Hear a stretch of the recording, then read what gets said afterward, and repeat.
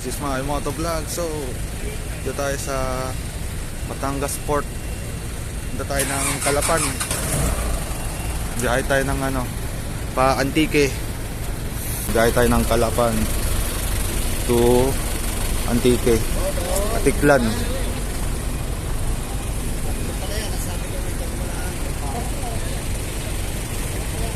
So, time check 1:00. So, ang biyahe, hindi ko alam kung anong oras ang pero may barko na dito ay Tapos, ewan ko lang kung makasakay agad. Ay, di ko nagbibigay yung Jose. So, mamaya, video tayo sa barko. So, yun nga, dito may sasakyan. Bali, may nag-a-assist na eh. Wala na kaming pinuntahan na bibili ng ticket, ganun-ganun. Anong barko. So, andito na agad sa pilahan. Kasi mag-assist sa'yo na maganda ng ticket. Ang bayaran, doon sa may harap. May hawak ng ticket. So, bali, 1:30, nakaano na tayo, nakapwesto na tayo agad do. Ang daming roro. Yun pasakay na agad tayo ng barko. Galing. Depende siguro sa bugso ng mga sasakyan.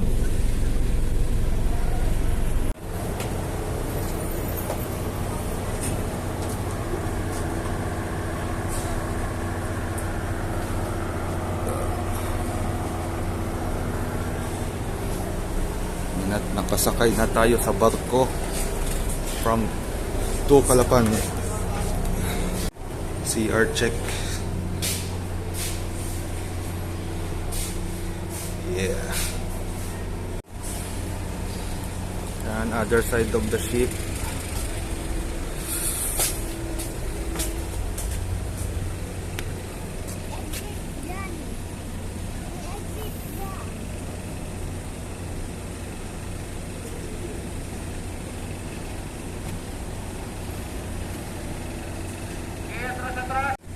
Daming barko.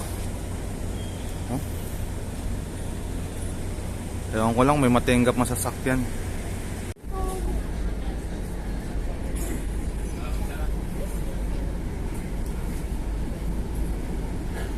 This is we need a bike.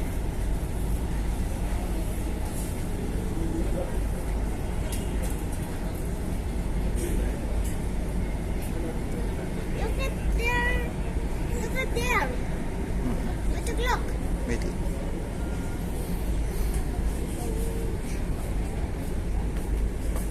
Nga pala guys, itong nasakyan pala namin isang Montenegro Lines. No? Yan, common naman to. Yellow tsaka green, Montenegro.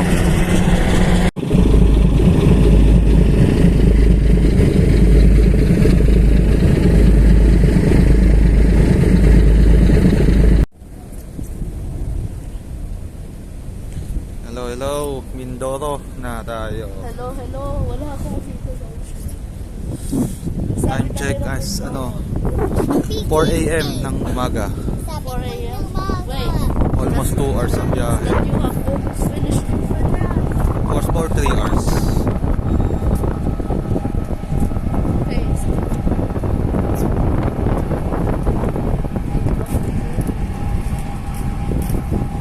That's VR.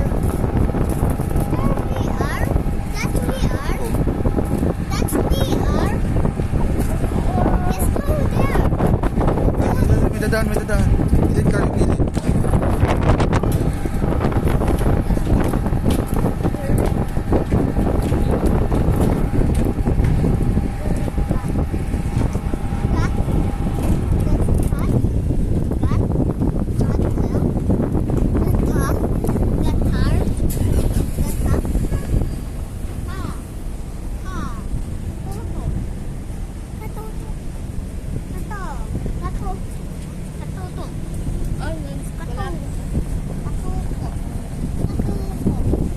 Oh my gosh! Tingnan nyo boys. Sabihin natin, Mindoro, kapag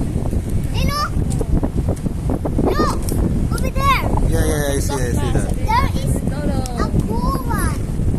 There is a cool one. Malapit na. Sabihin natin, Lindoro.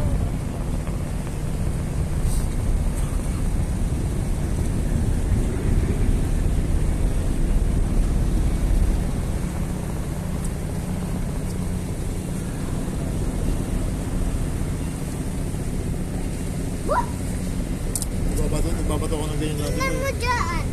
Mahirap yung saan kasi ang taas. Bigat yan eh. Eh? Bigat. Saan ba? Kayong dulo na. Oo, babigat yan eh. Hindi, tsaka sa taas. Pero ang sarap din bumato kasi kita mo, yung bato mo, no? Good job. Eh, dapat ano ka dyan, marunong ka dyan. Oh. Sabihin natin, Lindoro. Ano ba? Kasi mahaba, Oo, I know. hihinain mo yung pabalik. Good job. Oh. Good job. Sabihin natin, Lindoro. Kapag Yeah, I know. okay. Malapit na. Lindoro. Walang dulo.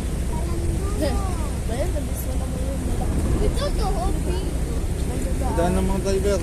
Ruben, ano man sa daan? Kaya pa tayo. Sa dulo sa Hindi, kahit maglakad na lang tayo kasi pag ganun sa sakyan, pwede ka naman pwede tayo sumakay. Palabasin mo muna lahat ng sasakyan.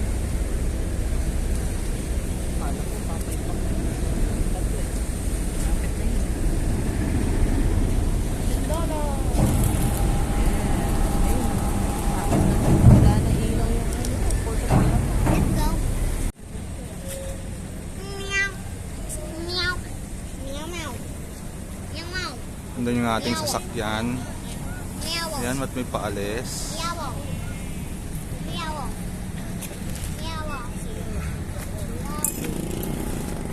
Meow. Meow.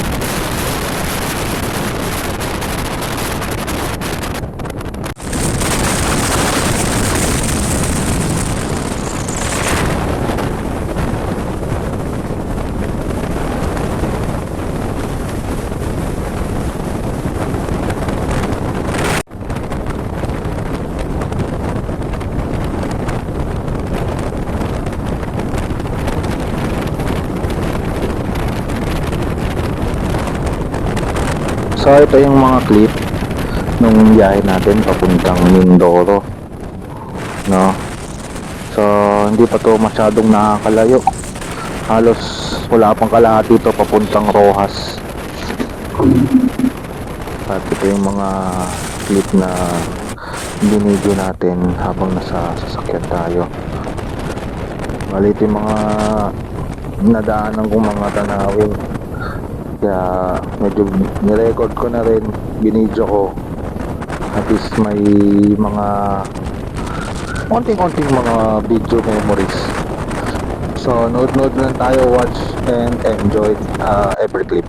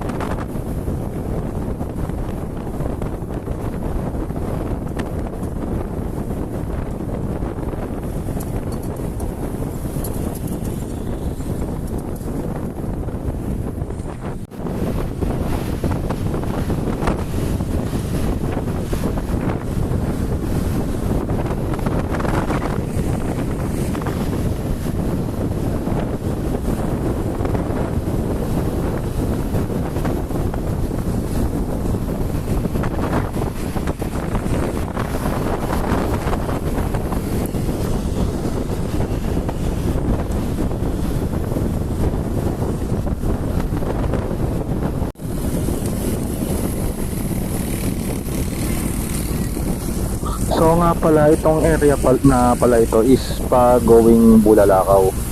Bale, halfway na to papuntang Bulalakaw kasi nagka-problema tayo sa Rojas Port. Bale, ang kwento sa akin doon namin na pina-priority nga nila daw yung mga trucking, something like that. So pag mga private car daw, parang hindi yata nila masyadong pinapansin, or kung may space, or hindi ko alam kung anong karakalan nila doon, na isisingit ka na lang daw, ganito ganyan, sabihin ng ibang mga kausap mo doon, tapos nakabook daw doon sa area na yon, na hindi ko alam kung anong mga ano roon.